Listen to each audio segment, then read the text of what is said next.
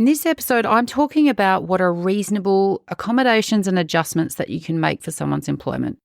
We've got people talking about mandates to return to the office. We have HR teams grappling with what is appropriate flexibility. And I'm unpacking what we can learn from the legislation around what we should do for our disabled workers and where else the opportunity lies. We've got an untapped workforce out there, and adjustments and accommodations just might be the key. Welcome to Reimagining HR with Trina Sunday, the rule-breaking podcast where we challenge our thinking and our current people practices. This podcast is for time-poor HR teams and business leaders who are feeling the burn, lacking laughs, and not feeling the love. I'm Trina, your host, and I'm here to cut through the BS, explore different ways of thinking, and create high-impact HR functions.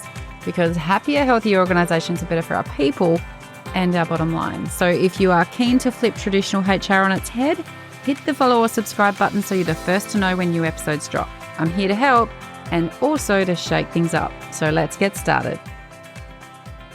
I'm spending a lot of my time listening patiently to HR leaders who are facing a tough time with a tight labour market and the impacts of under-resourcing on employee wellbeing and productivity. But at the same time, many organisations are talking about mandating a return to the office. That will be a whole other episode shortly. However, it's got me reflecting on the flexibility and adjustments that remote work's provided, which has made employment more accessible for diverse groups of employees, such as disabled workers, and how those principles might be relevant across broader groups of current or prospective employees. And then my brain, being my brain, I keep going down a rabbit hole about why we have adjustments and accommodations policies and how those principles could fuel way more opportunities for attracting and retaining a skilled workforce. And while disabled workforce is where this starts, it's certainly not where it ends. But it turns out that this rabbit hole is expansive, and so should be our thinking in such a competitive labour market. Disability is a form of natural human diversity, right? Like almost everyone will experience disability in their lifetime, and the experiences can be vastly different, even within a single diagnosis or a label. Disabled people often fall into different social identity buckets, meaning that, the disability is often a highly intersectional experience. So if you are a woman of colour who happens to have a disability, the intersectionality and the impact of that is greater. And as it stands, people with disabilities are the largest and fastest growing minority group in the world.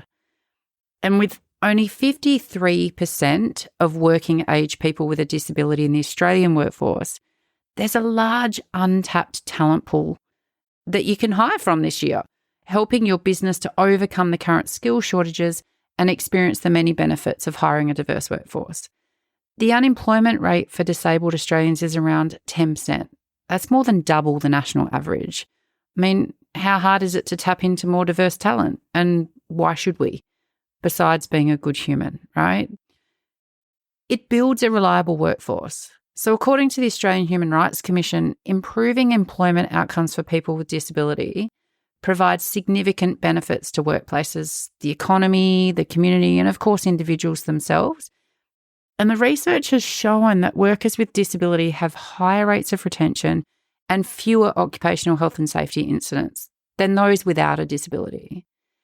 But it's also really largely about discovering untapped potential. By employing people with disability, businesses can access a diverse range of skills, talents, qualifications. For example, research that Harvard Business Review did reveals that autistic people possess higher than average abilities in the recognition of patterns, memory, mathematics, all skills that are highly sought after in the tech space and many other sectors.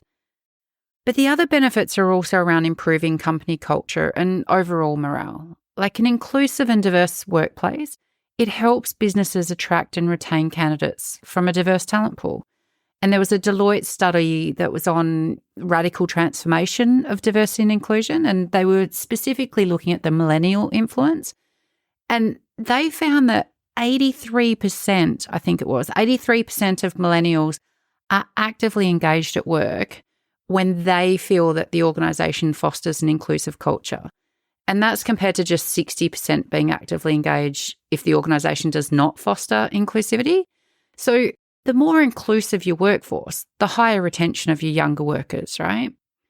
But it's also about better supporting customers and the community. So by having a workforce that represents the world we live in, where, for example, in the disability space, 1 in 6 people live with a disability, then businesses can attract, retain and provide enhanced services and solutions to their customers' needs. Like, it's all about innovation and fresh ideas. No more pale and stale things. But imagine now that I'm not only talking about disabled workers. I mentioned the outcomes: reliable workforce, untapped potential, improved culture and morale, better support for customers and the community. But imagine now that our inclusive and diverse workplaces were better at providing adjustments and accommodations to support, say, women experiencing menopause, couples navigating a really highly emotive and personal fertility journey, veterans with so much service to give outside of the military, those securing employment after incarceration, the sandwich generation who are caring for young families plus their parents, working parents who are generally, trying to navigate a 1950s school system that's built around stay-at-home mums, adults who have received a late diagnosis of ADHD, many of who are women, and also happen to be working parents. We've got older workers experiencing ageism. We've got migrant workers, especially refugees or asylum seekers, or those experiencing family, domestic or sexualised violence. There is a widening gap between those wanting employment and those who are able to get it or keep it. But there's also a widening gap between the workforce we need and the workforce we're able to get. So something needs to change, and I feel like there is a massive opportunity here. So for disabled workers, the huge gap's driven by the numerous barriers that disabled people face when entering the workforce, right? And many of these restrictions are related to ableism, defined broadly as, discrimination or social prejudice against disabled people in favour of non-disabled people. And that ableism introduces many conscious and unconscious biases or biases, depending where you're tuning in from, in the hiring process and the employee experience. But we all carry similar biases to any group that doesn't look like us. And one significant way that organisations can take action to help remove workplace barriers for disabled people, but other marginalised groups as well, is by providing accommodations and adjustments. And recently, I've heard HR teams who have contacted me or in different forums who are seeking insights into a whole range of individual policies on things like menopause, not a how-to guide, but how do we better support women in our workforce who are going through menopause? Support through fertility treatment, flexible work, which is often written around working parents, but we know that there's more who need it. Our neurodiverse workers and family domestic violence, and I've done a whole podcast episode on that. But what if we took the principles we look at for providing reasonable accommodations and adjustments for disabled workers, and we just wrote one policy to address that? And I know that one that I've seen is Macquarie in Canada. They've done just that, and I'll include a link in the show notes. Actually, there will be many references that I'm drawing on today that will be in the show notes, so do go to the website to grab them all. But the Macquarie example, while it's still a bit clunky, it's a really good example of how they have taken what was a disabled worker philosophy, for want of a better term, and broaden that to look at how do we better meet the individual needs of our workers and make reasonable adjustments and accommodations so that everyone here can 100% fulfill their role and thrive in their employment, which is going to help productivity, right? Those adjustments, those accommodations is about that person being able to step up and work in a way that's better for them, that gets you better outcomes. And so it might be language that you're not really familiar with, but what are reasonable accommodations and adjustments? So workplace accommodations and adjustments are modifications, basically, or changes that are made reactively for an individual. So ordinarily that's been someone with a disability, but on an as-needed basis to provide equal employment opportunities, basically, to individuals. Again, legislated mostly around those with disability. But at their core, they're intended to help employees receive the support necessary to perform 100% of their essential job functions. And many of your organisations would have offered reasonable workplace accommodations and adjustments for disabled workers. I hope, team, I hope, because it's legally legislated across many of the various countries where Reimagine HR has collaborated, for example. So the UK, the US, Canada, New Zealand, Australia predominantly, less so in Asia. But accommodations and adjustments are pivotal to breaking down barriers to employment and retention among the disabled community. But we know that diversity and inclusivity can help drive innovation and productivity, and ultimately is going to make you more attractive as an employer of choice. And we know that one significant way that organisations can take action to remove workplace barriers for people is by providing accommodations and adjustments. Tweaking things, being a bit flexible, help meet people where they're at so they can show up and do the work.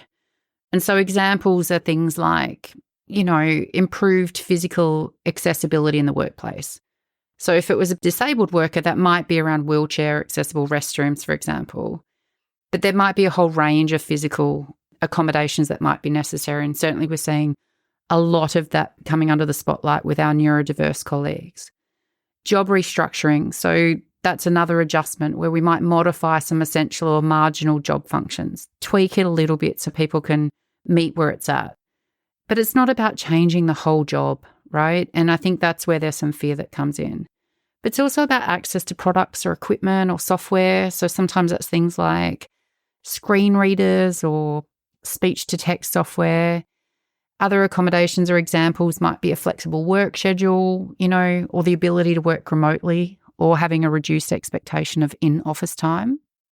In Western countries, the legislative requirements aren't markedly different, to be honest. In the United States, companies are only required to provide reasonable accommodations to disabled employees. And while these laws improve disabled people's access to the workplace, the requirement that companies only provide accommodations that are deemed reasonable, which is usually defined by a non-disabled person, has often perpetuated inequities. For example, many companies did not consider remote work a reasonable accommodation until much of the non-disabled workforce was required to work remotely during the COVID-19 pandemic. Meanwhile, Australia's Disability Discrimination Act prohibits indirect discrimination, which has been interpreted as a requirement that employers provide reasonable adjustments to disabled employees. In the UK, they legislate the duty of employers to make adjustments for disabled employees in any situation where a disabled employee is placed at a significant disadvantage compared to a non-disabled employee. And I guess currently there's around 45 countries, from what I can see, that have anti-disability discrimination laws and other disability-specific laws. And Culture Amp seems to be leading the way in this work, and they've come to realise that offering reasonable accommodations isn't enough. Through conversations with and feedback from the disabled campers, they realised the necessity of creating an intentional process around accommodations and adjustments that removes the friction and the fear that often comes with asking for them. And Aubrey Blanche-Seriano is the head of Equitable Ops for Culture Amp, and she posted about their progress recently on LinkedIn. And it's just prompted me to explore the principles more broadly when looking at creating more equitable organisations. And by more broadly, I mean, how do we provide this really great practice and good thinking beyond just our disabled workforce? What are the accommodations and adjustments, and what can we be looking for? And in 2022, Culture Amp formally launched their global accommodations and adjustments policy. But up until that point, they'd followed compliance requirements, the legislative stuff that I was talking about, in each of the regions where they had employees specific to that region. But they lacked an overall documented process, like many of us, I'm sure. And if you feel like you're smashing it out of the park in this regard, in terms of accommodations and adjustments, then I'd love to chat more and learn more about what you do. But in order to provide a more equitable experience for all campers, Culture Amp developed a global policy. The new policy and the process aim to create a more inclusive environment, where employees can readily and efficiently ask for and receive the support they need to reach their full potential at work. And I think that is something that we can aspire for all of our employees, right? And their global accommodation adjustments policy was designed around 3 key principles: beyond compliance, that it would be privacy forward and camper driven. So the first one, I guess, beyond compliance. After researching regional disability laws, Culture Amp chose the most progressive of each local law to apply to their global accommodations and adjustments policy. For example, while Australian campers under Australian regulations had to undergo a probationary period before asking for accommodations, under the new policy, campers in any region can ask for accommodations as soon as they accept their offer. They also don't require a formal medical diagnosis of a disability to start the accommodations process, because given historical barriers to access to diagnosis for marginalised groups, it wasn't always possible. So they don't require that campers share specific information about their disability, including what their disability is. And I can see huge parallels with this when I think about neuro-inclusivity and supporting victim survivors of family domestic violence. The second principle was around it being camper-driven, right? So Culture Amp allows campers to determine the appropriate accommodation or adjustment with support from people partners, so HR, and people leaders, their managers. And they don't prescribe the solution for an employee. However, they do provide resources to help campers to determine what kind of support they might need. They also include resources about regional services that are available through local or state governments wherever their people are working. And for disabled workers, resources such as the Job Accommodations Network, JAN, is incredible. And the website in itself is worth a visit. I mean, askjan.org. What a great website name. And we'll include some other resources in the show notes that can help employees. To disclose or not to disclose, that is the question. And this is a really common one. And we've got some resources about that. And it leads into the third principle that Culture Amp are looking at, and that's privacy forward. You know, at Culture Amp, all of the information about accommodations is shared only with campers who need that information to do their job, and they store it in private medical files in their HRIS.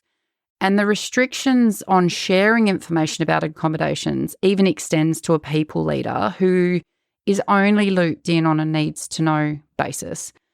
And that approach has some really strong links with what I've shared from employees with lived experience of family domestic violence in a previous podcast episode. And they're all really solid examples. You know, these principles are very solid. Compliance shouldn't be driving us. Compassion should be. We need to make it human-centric. You know, let those who are living it decide what they need. And privacy being at the forefront. I don't want every Tom, Dick and Harry knowing all my personal stuff around baby making, raising, loss, or menopause. It's something that we need to consider in the processes that we build, especially from a HR perspective. And so there's some tips, right? Some tips for what equitable accommodations are that we could put in place. Because we want to make sure that based on the experience that we have and also some of what we've learned through Culture Amp and some of the research into what's being done globally in this space, we want to make sure that we can create and implement new policies around accommodations and adjustments that are going to work. So, you know, drawing on all of those influences, it's about helping to move beyond simple compliance and towards meaningful inclusion for every employee. So, you know, don't require a formal diagnosis. Not every employee is comfortable disclosing their disability. Simplify access. Make asking for support as easy as reaching out to a HR rep. That easy. But if we're going to do that, we need to upskill those HR reps, right? Trust your employees, partner with your employees and their care team to understand and meaningfully accommodate their needs. Get creative about it. You know, like think outside the box in terms of how you provide the support your employees need and how you communicate information around your policy. For example, consider presenting policy information in multiple formats to be inclusive of neurodiverse employees. We need to upskill our HR teams on accommodations and equity.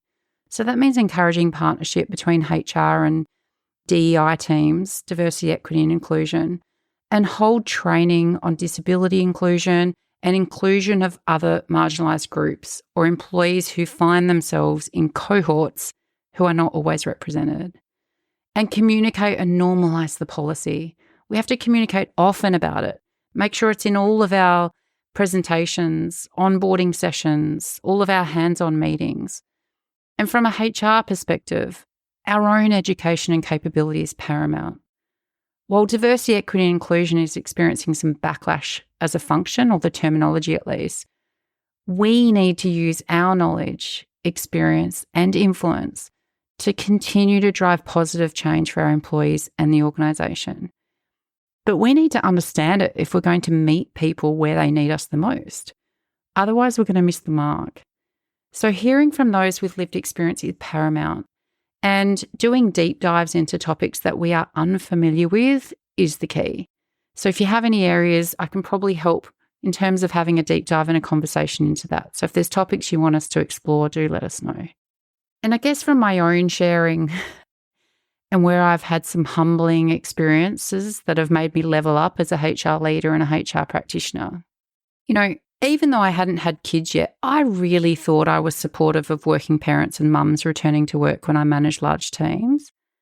Then I had a kid and I realised how inadequate my support had been. I just didn't understand it, not fully. And the flexibility I thought I was giving, it wasn't enough. I didn't understand the emotionally taxing cycle that mums especially found themselves in when they were leaving their small children and returning to work. It was all about the process, the hours, the logistics, more than that emotional space. And it's not my fault. I didn't know any differently. But I now coach people to do that better. When I work with my coaching clients and HR leaders to understand who they are, and I also help them understand the segments of their workforce who are least like them. And then we work to diversify their networks, contacts and interactions with those who have had different life experiences to them. Storytelling's everything in HR. And to be honest, we're really shit at it. But also through my pro bono work on the 100 Women Grants Committee and my board role for the Centre for Women's Economic Safety, I've had some insights into family domestic violence as a societal issue. It's an issue for all of us. However, really understanding coercive control and economic abuse and hearing directly from victim survivors about what they need from their employers has been incredibly humbling. And my new knowledge has tested everything I believe about policies and procedures, to be honest, and how adaptable our practices need to be if we are truly helping people in their time of great need. And two things I know for sure: the person who is in it knows most what they need. And if you meet that need, you will have a loyal employee that will give back to you in spades. A caution with that though, because we need to go into it expecting nothing in return. You go in and you do it because you're a good human and the rest of it will follow. We can't make people earn back what we might have given them as an accommodation or an adjustment to help them be able to be fulfilling their work requirements. Another example for me is when we had the voice referendum in Australia. And I knew that I didn't know enough. And so I immersed myself in content from Reconciliation WA. I was challenged and grew immensely in workshops with Danny Ford. I reached out on LinkedIn to expand my networks with Indigenous Australians. And to be honest, I received a lot of racist backlash in response. But I've done a lot of work over the last 10 years, and my early education has not helped me in terms of my understanding of Indigenous Australia, the lands that were never ceded, and where we sit as a country, somewhat divided, with inequitable experiences of what it's like to live in this awesome place. And even though I've grown a lot in the last decade, even prior to that, I was in some of the most senior HR roles in organisations where I was overseeing Indigenous employment, traineeships, Aboriginal engagement strategies, reconciliation action plans, and a whole range of other initiatives that I knew absolutely nothing about, which would be fine, not really. But if I knew then what I know now about education, diverse networks, and listening to lived experience. So I've grown a lot in the last 10 years, and I think we need to be vulnerable in acknowledging what we don't know. I don't know it all, but I will be the first person to call it out. But it's then about taking deliberate action to address the gap, right? The knowledge gap. And How can I lead accommodations and adjustments for Indigenous workers when I don't know what it means to be Indigenous and I don't know what Indigenous workers might need for them to be able to do their best work and to reach their full potential at work? So if our approach follows principles that lets our workers take control, then the outcomes are likely to be more positive. And the same goes for neuroinclusivity. In all programs, events, and consultancy projects that I'm delivering through Reimagine HR right now, I'm having discussions about neurodiversity and how our people practices might need to change to accommodate the needs of our neurodiverse workers. There is an appetite for learning in this space, but more alarmingly, I'd say it's that people are more peckish than hungry for the knowledge. And HR needs education. People leaders need education. And all while those, some with late diagnosis, are learning at the same time. So if we reimagined how we could make accommodations and adjustments, we would likely increase the adoption and utilisation. To be honest, I think that's what scares management the most. They hear bespoke, individualised or customised, and they think of higher costs and greater work. Internal empowerment is key in this. Once you have an enterprise-wide approach, you would want to deepen the integration and normalisation of accommodations into ways of working. That it's not just an exception. It's a conversation that's happening all the time. But that involves enhancing our HR team's technical specialisation and deepening our people leaders' education and improving guidance for employees to grow their confidence in accessing these supports. But if we upskill ourselves and we empower our marginalised workers or those who need accommodations to be able to do their best work, and we use the principles rather than arduous prescriptive processes, we will have a progressive accommodations and adjustments program that might help us find the untapped workforce we've been looking for. Imagine that. Before you go, I would really encourage you to check out the show notes for this episode on our website at reimaginehr.com.au. We have drawn on a lot of resources for the chat that I've had with you today. And there are lots of tools, lots of resources, lots of research examples and policies that we're going to include. So all of the links are there. So check it out. And if there's anything you want to chat more to us about, you know where to reach us. Thanks for tuning in and leaning in to this week's episode as we look to reimagine how we show up for our people, organisations and community. Reach out to us via our website at reimaginehr.com.au with your HR horror stories or suggestions of people you'd love to hear from or topics you want to explore. It's all about people, purpose and impact, and we are here for all of it. Until next time, take care, team.